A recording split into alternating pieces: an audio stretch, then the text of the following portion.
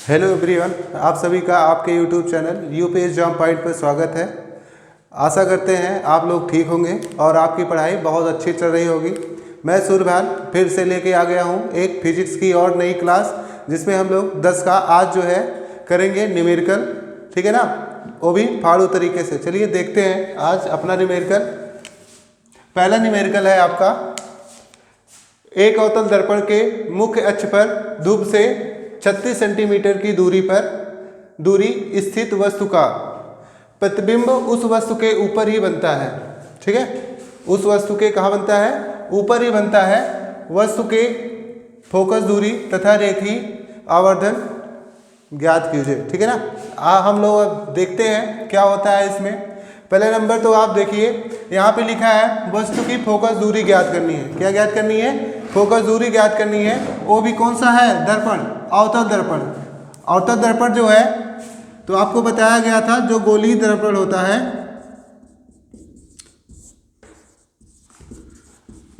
गोलीय दर्पण का जो सूत्र होता है या दर्पण का जो सूत्र होता है, गोलीय दर्पण का नहीं कहते, दर्पण का ही सूत्र कह लेते हैं।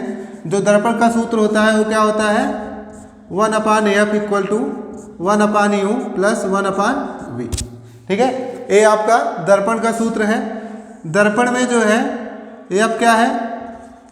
फोकस दूरी है। और यू क्या होता है? वस्तु की ध्रुव से दूरी होती है।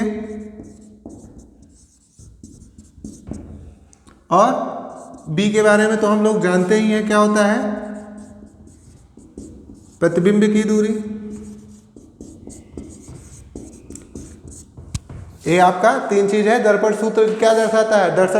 दर्पण सूत्र बताता है आपका कि जो है दर्पण सूत्र आपका बताता है फोकस दूरी, वस्तु की दूरी और प्रतिबिंब की दूरी में संबंध जो है कौन दर्शाता है? आपका दर्पण सूत्र दर्शाता है। अब हम लोग जानते हैं अवतल दर्पण है, तो अवतल दर्पण जो होता है कौन सा प्रतिबिंब बनाता है? ज़्यादातर वास्तविक इमेज या रियल इमेज बनाता है। ठीक है, अब रियल इमेज बनाता है तो इसमें जो है यू की वैल्यू किस में होती है? निगेटिव में होती है।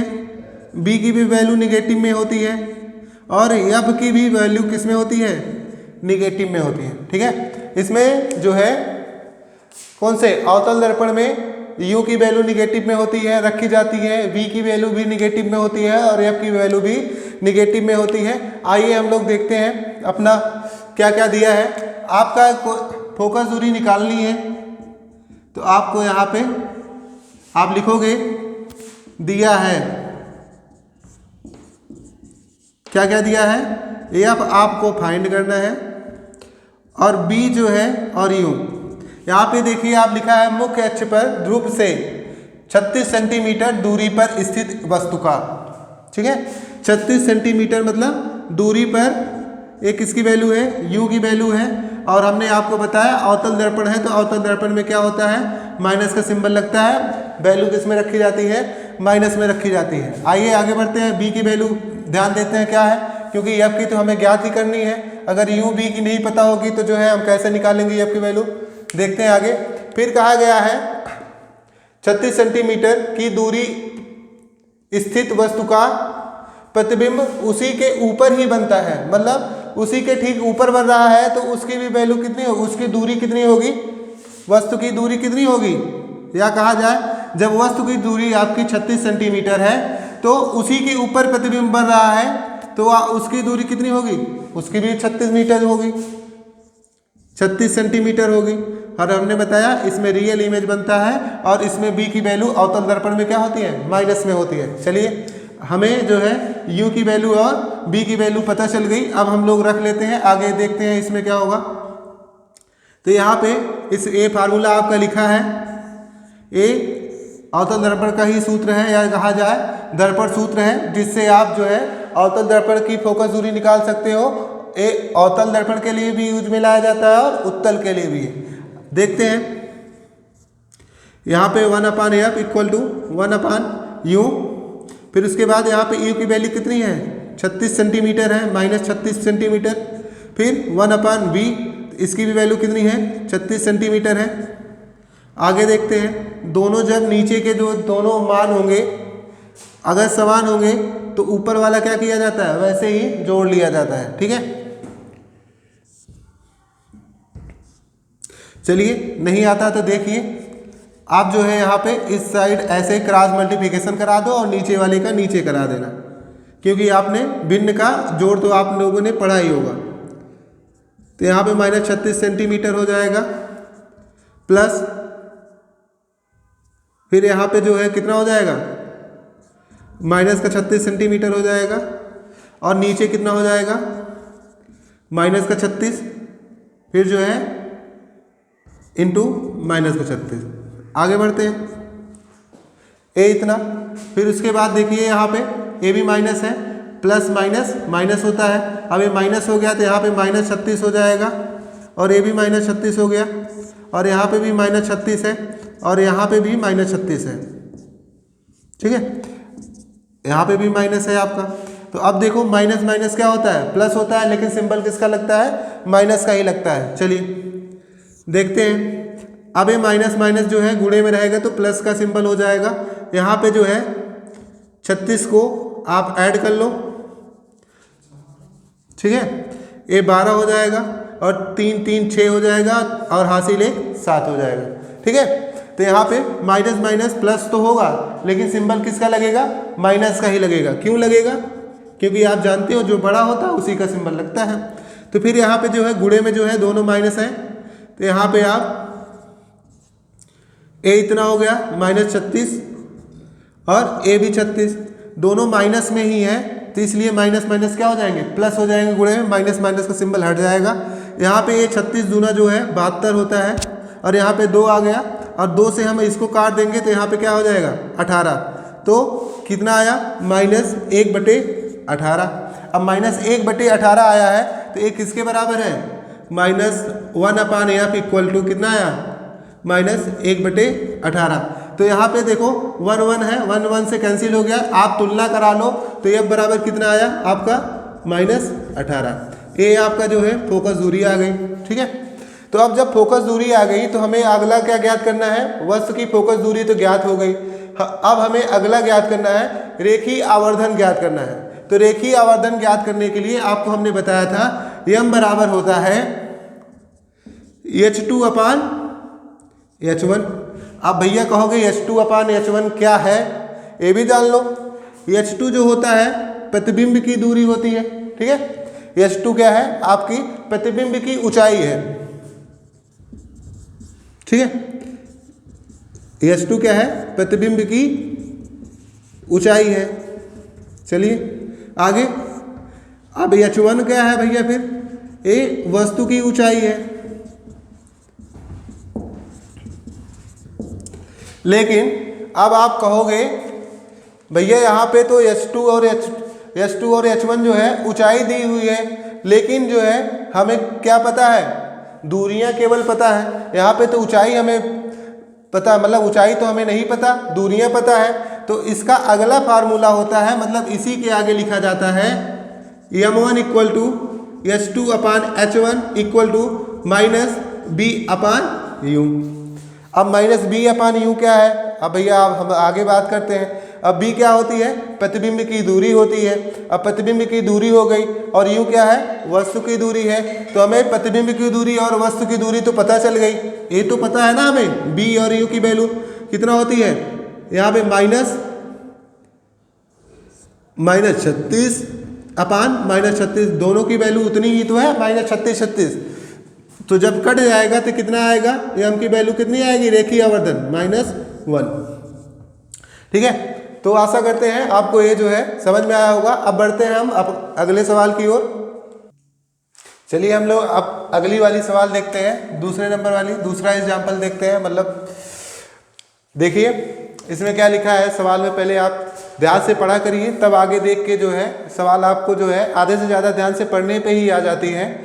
यहाँ पे लिखा है कि एक अवतल दर्पण की वक्रता त्रिज्या 40 सेंटीमीटर है। ठीक है, वक्रता त्रिज्या के बारे में कहा है, वक्रता केंद्र के बारे में नहीं कहा। वक्रता की त्रिज्या जो होती है आर से दर्शाई जाती है, जो कि कितना है 40 सेंटीमीटर है। कितना है भैया? ठीक है 40 सेंटीमीटर है।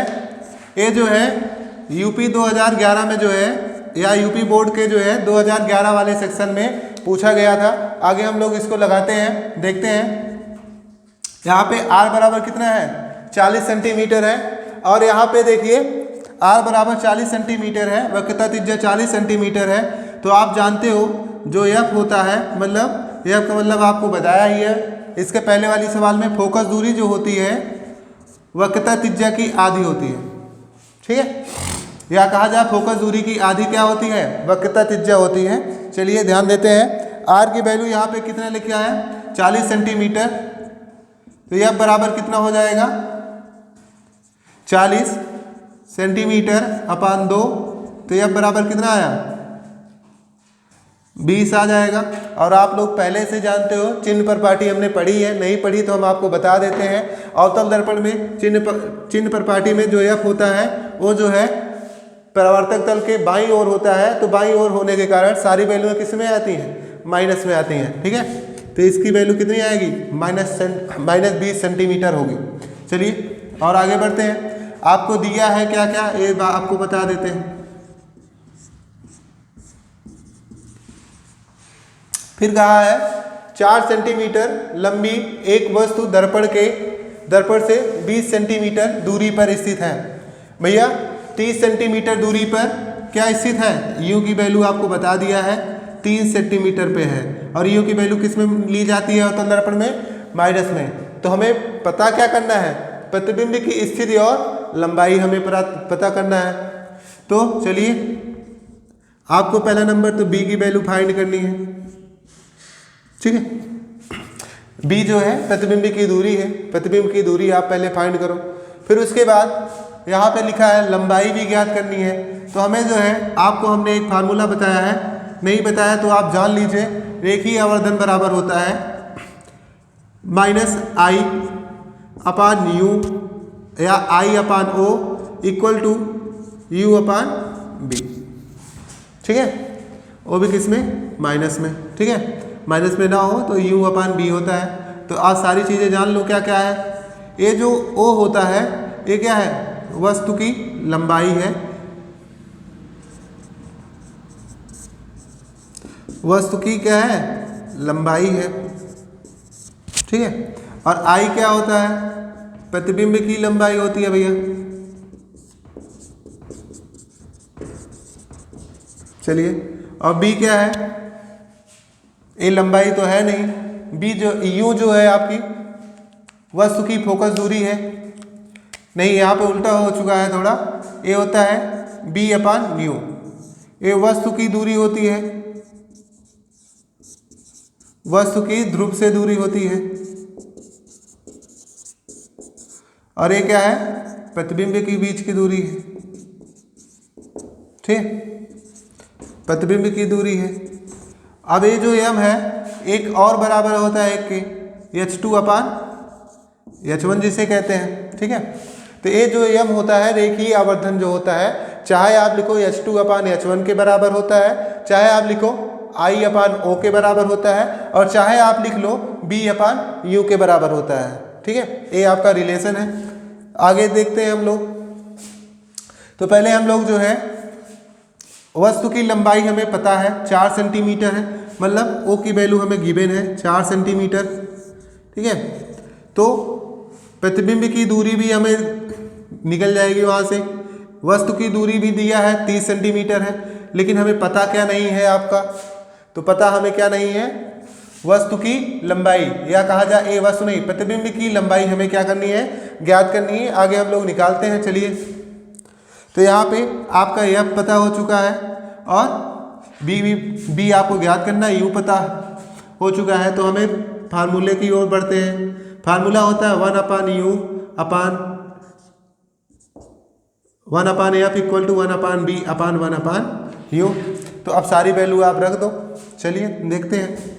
तो यहाँ पे b की वैल्यू आपको ज्ञात करनी है, तो क्या हो जाएगा 1 upon f minus 1 upon u equal to 1 upon B.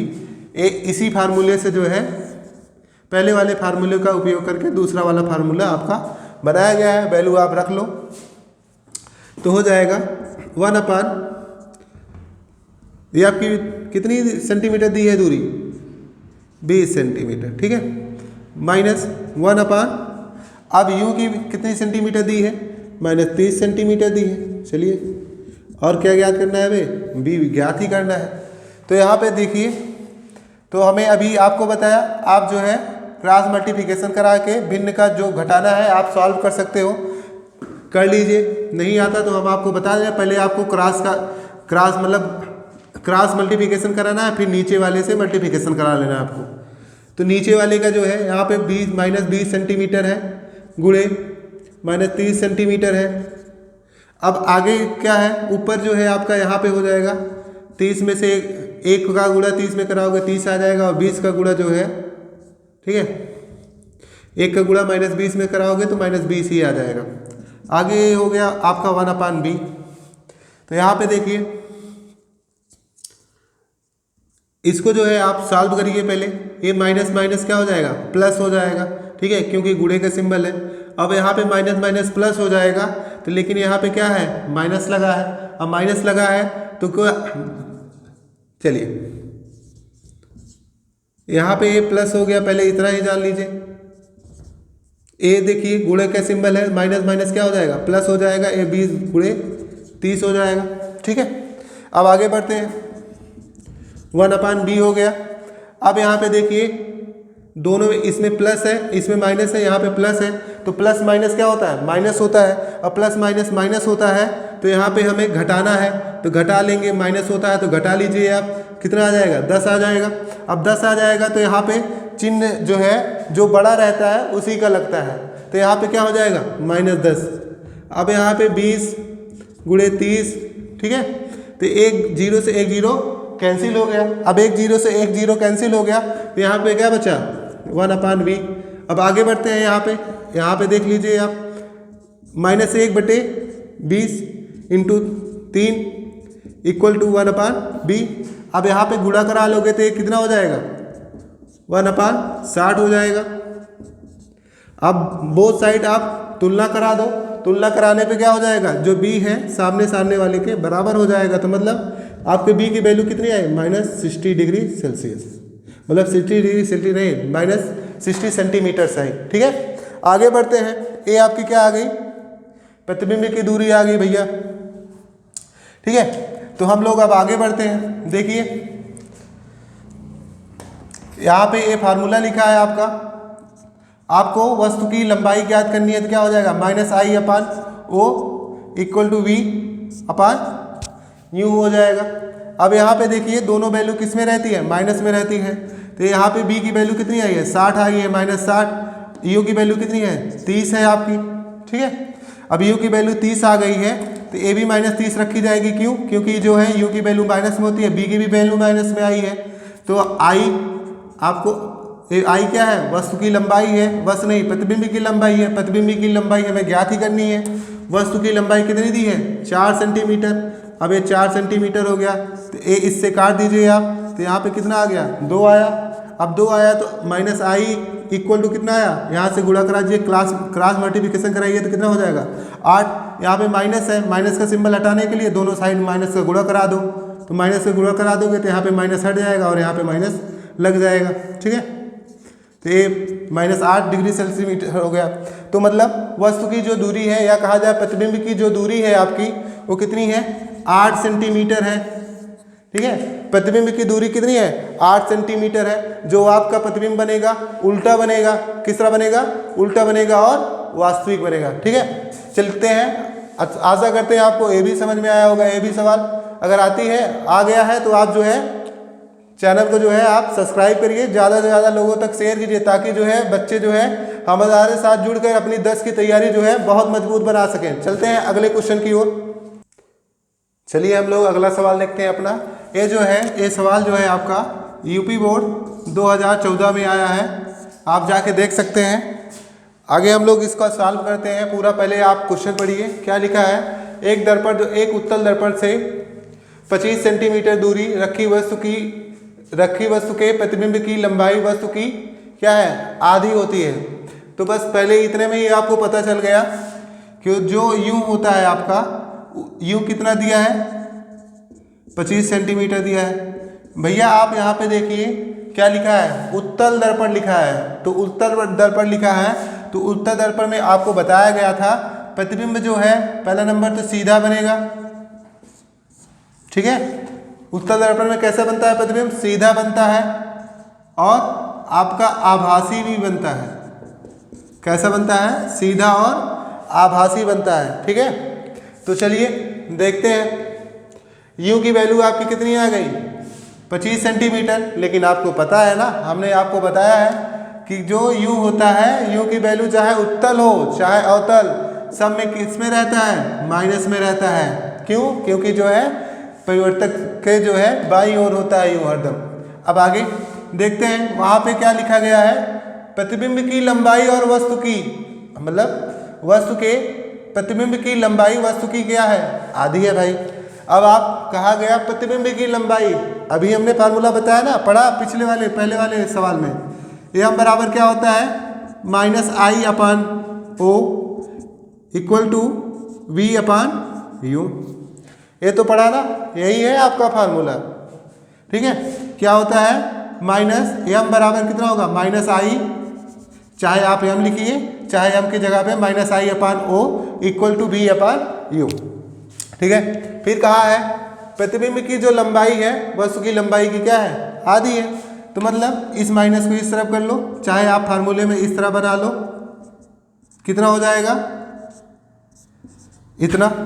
अब आगे यहाँ से हम लोग बढ़ते हैं, शुरुआत से देख लेते हैं। यहाँ पे लिखा है वस्तु की कितनी है, आधी है। तो 1/2 इक्वल टू कितना हो जाएगा, -B/U हो जाएगा, ठीक है। अब B/U हो गया तो A आपका 1/2 है। मान लो वस्तु जो है प्रतिबिंब, उसके जो है प्रतिबिंब की जो लंबाई है वो 1 है, तो वस्तु उसकी क्या है, आधी है, मतलब ठीक है, वस्तु की जो है आधी है। तो यहाँ पे कहा गया है वस्तु की आधी है, मतलब वस्तु की लंबाई यहाँ पे कितनी है, 2 सेंटीमीटर माना है। तो प्रतिबिंब की लंबाई कितनी होगी, इसकी आधी मतलब 1 होगी। तो I/O, ये प्रतिबिंब की लंबाई है और एक वस्तु की लंबाई है। तो यहाँ पे देखिए 1/2 हो गया और 1/2 बराबर -B/U। अब इसको हम आगे लिखेंगे तो क्या हो जाएगा, -U/2 इक्वल टू V। ये आपका फार्मूला बना। अभी U की वैल्यू तो आपको पता है कितना होती है, 25 सेंटीमीटर दिया है, तो कितना हो जाएगा, ठीक है। ये इतना आपको समझ में आ चुका होगा। चलिए देखते हैं आगे हम लोग, क्या है, आपकी B की वैल्यू आ गई और U की भी वैल्यू आ गई, लेकिन एक काम आपको करना है, क्या, ये आप जान लो, B जो होता है उत्तल दर्पण लिखा है। कौन सा दर्पण लिखा है, उत्तल दर्पण लिखा है। तो उत्तल दर्पण में क्या होता है, जो प्रतिबिंब है, प्रतिबिंब कहाँ पे बनता है, परावर्तक तल के दाईं ओर बनता है। कहाँ पे बनता है, दाईं ओर बनता है। और दाईं ओर बनने के कारण जो B की वैल्यू होगी वो किस तरह होगी, ये जो निगेटिव लिखा है, निगेटिव को हटाकर B की वैल्यू किस में रखी जाएगी, पॉजिटिव में। मतलब B की वैल्यू हमें क्या रखनी है, 25/2। समझ में आया। आगे बढ़ते हैं हम लोग। यहाँ पे कहा गया है क्या, फोकस दूरी आपको ज्ञात करनी है। दर्पण का सूत्र एक ही होता है जो हमने 50 बार आपको बताया है। कौन सा, 1/f equal to 1/U plus 1/B, ठीक है। ये इतना हो गया। चलिए, चाहे आप इसको आगे कर लीजिए, होता है 1/f equal to 1/B plus 1/U, ठीक है। नहीं तो आप कहोगे जो है आगे पीछे कर दिए हैं, गुण प्लस के सिंबल में चाहे आगे कर लो चाहे पीछे कर लो, कोई दिक्कत है नहीं, ये आपके किताब से मिलता जुलता है। तो चलिए लिखते हैं हम लोग। तो यहाँ पे देखिए, ये जो है B की वैल्यू कितनी दी है आपको, 25/2 प्लस 1/U। U की वैल्यू कितनी है आपको दी है, -25 सेंटीमीटर, ठीक है। आशा करते हैं समझ में आ रहा होगा। यहाँ पे जो है भिन्न में अगर कभी 1/A/B लिखा रहता है, 1/A/B लिखा रहता है, तो इसको हम लोग जो है इस तरह के फॉर्म में कन्वर्ट कर लेते हैं, b/a लिख सकते हैं, ठीक है ना। 1/a/b को हम लिख सकते हैं b/a, ठीक है। तो यहाँ पे वही टर्म लिखा है, तो इसको क्या लिख सकते हो आप, 2/25। यहाँ पे माइनस लिखा है, यहाँ पे प्लस, प्लस माइनस 1/25, ताकि आपको भिन्न का जोड़ घटाना करने में आसानी हो, इसलिए हमने आपको बताया इसको। चलिए आगे हम लोग बढ़ते हैं, ठीक है। तो आगे बढ़ लेते हैं। यहाँ पे लिखा है 25/25, जब आपके हर जो है समान होंगे तो क्या होगा, ऊपर वाला अगर जो चिन्ह रहता है उसी के अनुसार जोड़ घटा लिया जाता है, ठीक है। तो हर 25 है तो ये हो गया 25, ये कितना हुआ 2 और ये 1, तो क्या आ जाएगा अगला 1/25। अब 1/25 किसके बराबर आया है, तो 1/25 जो है 1/f इक्वल टू कितना आया है, 1/25 आ चुका है, ठीक है। 1/f इक्वल टू कितना आया है, 1/25 आया है, तो ये अब बराबर कितना आया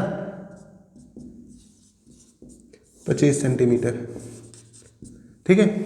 अब यहाँ पे माइनस का प्लस का सिंबल क्यों लगा है, ये आप जान सकते हो, परावर्तक तल के किस तरफ है, बाई मतलब दाहिनी तरफ है, ठीक है। आशा करते हैं आपको जो है ये सवाल जो है समझ में आ चुकी होगी, ठीक है। अगर आपको वीडियो अच्छा लगा है तो लाइक कीजिए, आप ज़्यादा से ज़्यादा लोगों को शेयर कीजिए, ताकि जो है हमारे साथ ज़्यादा से ज़्यादा बच्चे क्लास 10 के जुड़ सकें और हमारा चैनल जो है आगे बढ़े, और जो है आप लोग जो है हम लोग मोटिवेट होके बहुत अच्छा कंटेंट आपको ला के दें, ताकि आप लोग जो है 10 में पूरे 100 में 100% आप पाओ, ठीक है। तब तक के लिए जय हिंद जय भारत, मिलते हैं अगली वीडियो में।